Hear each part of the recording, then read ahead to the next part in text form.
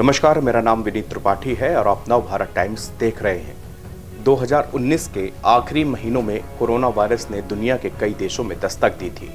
भारत में तब तक एक भी मामला सामने नहीं आया था। चीन से कोरोना ने फैलना शुरू किया था और फिर 2020 के 30 जनवरी को भारत में कोरोना का पहला मामला दर्ज किया गया था। इसके बाद फिर भारत को भी कोरोना ने पूरी तरह से अपनी चपेट में ले लिया। कोरोना की फर्स्ट वेव से भी घातक दूसरी लहर रही।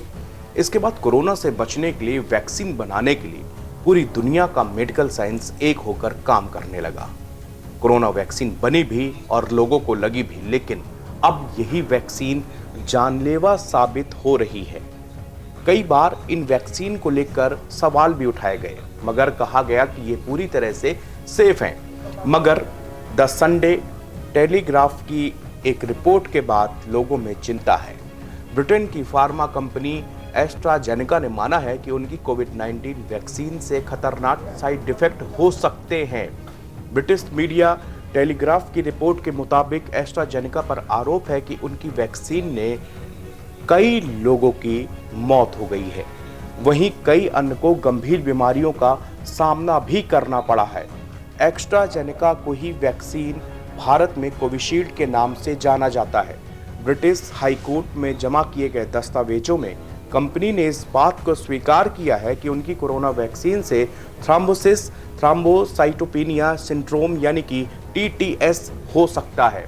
इस बीमारी से शरीर में खून के थक्के जम जाते हैं और प्लेटलेट्स की संख्या अचानक बहुत तेजी से नीचे गिर जाती है। इसकी वजह से हार्ट अटैक, स्ट्रोक का भी खतरा होता है।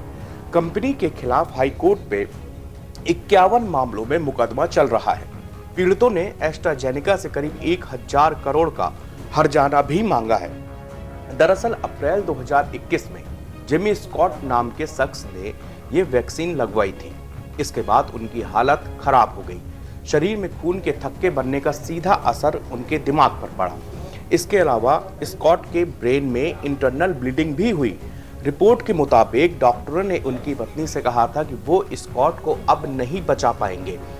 पिछले साल स्कॉट ने एस्ट्राजेनेका के खिलाफ शिकायत दर्ज कराई। मई 2023 में स्कॉट के आरोपों के जवाब में कंपनी ने दावा किया था कि उनकी वैक्सीन से TTS नहीं हो सकता। हालांकि इस साल फरवरी में हाई कोर्ट में जमा किए गए कानूनी दस्तावेज में कंपनी इस दावे से पलट गई। एस्ट्राजेनेका ने लिखा कि कुछ मामलों में उनकी वैक्सीन की वजह से TTS हो सकता है।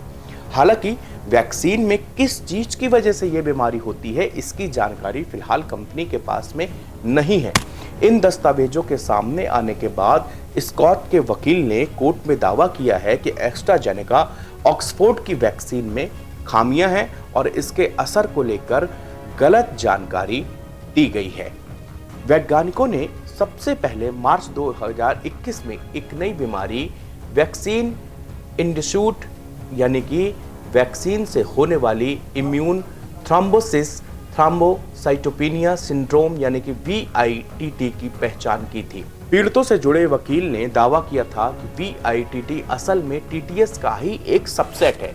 हालांकि एस्ट्राजेनेका ने इसे खारिज कर दिया। एस्ट्राजेनेका ने कहा कि उन लोगों के प्रति हमारी संवेदनाएं हैं जिन्होंने अपनों को खोया है या जिन्हें गंभीर बीमारियों का सामना करना पड़ा है। मरीजों की सुरक्षा हमारी प्राथमिकता है। हम रेगुलेटरी अथॉरिटी सभी दवाइयों और वैक्सीन के सुरक्षित इस्तेमाल के लिए सभी मानकों का पालन करती है। कंपनी आगे कहा कि क्लिनिकल ट्रायल और अलग अलग देशों के डेटा से यह साबित है कि हमारी वैक्सीन सुरक्षा से जुड़े मानकों को पूरा करती है। दुनिया भर के रेगुलेटर्स ने भी माना कि वैक्सीन से होने वाले फायदे इसके दुर्लभ साइड इफेक्ट से कहीं ज्यादा है।